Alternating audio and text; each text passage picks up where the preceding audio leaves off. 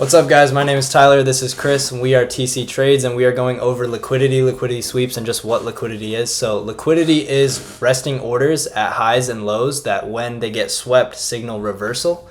So liquidity can be 1 and 4 hour high and lows, session high lows, data high lows, and 15-minute, 1 hour, and 4 hour fair value gaps. I'll be going over 1 hour and 4 hour high and lows in the market and how they can be liquidity. So what is a high and a low? So a high is when a candlestick goes up and a candlestick goes down, and we take the highest point.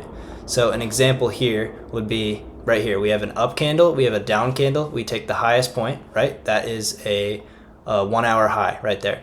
So now a 1 hour low would be, let's say, this down candle, this up candle, the lowest point right there. This low obviously got swept, so we're not going to keep it, but that's what a 1 hour low would be. Now going to the 4 hour, it's the same thing. It's the same exact thing.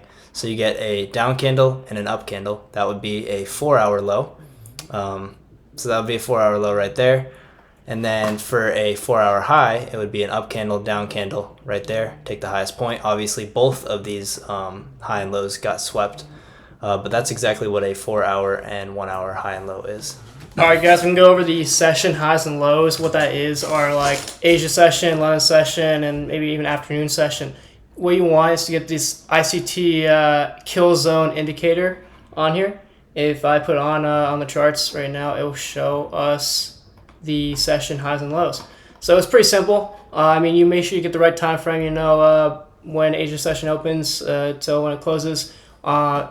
Make sure you make it on your time frame. We are in Arizona. It is in Arizona time, not normal Eastern time. So basically what happens is if the market goes past, let's say, Asia low, that's a good point of it to reverse. And that's also, you can see this is also a 1 hour low, so even better. It passed a 1 hour low and also past Asia low, it reversed. Now we normally look at during a market open, so it'll be morely over here. You see how it passed London high and reversed. That's what we normally look at, is London high and London low when it gets to that time.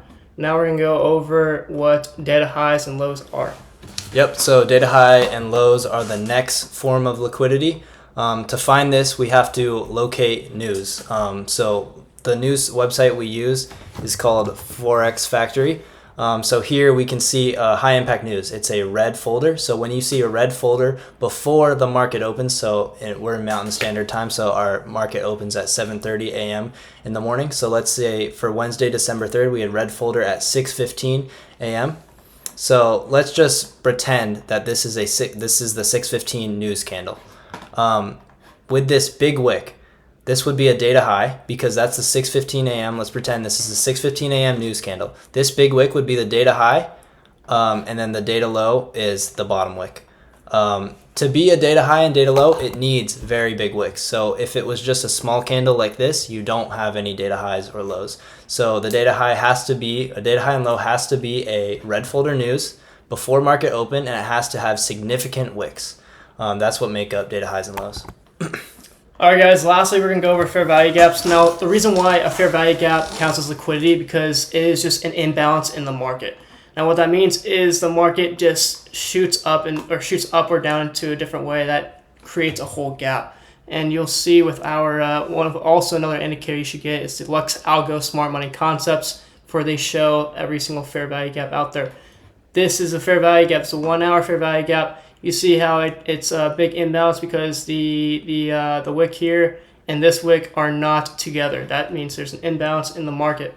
Now what happens is that you draw out your fair value gap and you wait till the market goes back into that gap, and it should be or could be a reversal depending on how the market's looking. You see it looks bullish because it's disrespecting every single bearish type of fair value gap over here. So it comes back down to its hour fair value gap, and then reverses back off of it. That's all you need to know about liquidity. And with fair value gaps, we can also use these as targets. So if we're in a sell trade and there's an unfilled 15-minute fair value gap below, we're going to target that because we know that price wants to go and rebalance and hit that. And if we're in a buy trade, we see an unfilled fair value gap above, we're going to target that as well.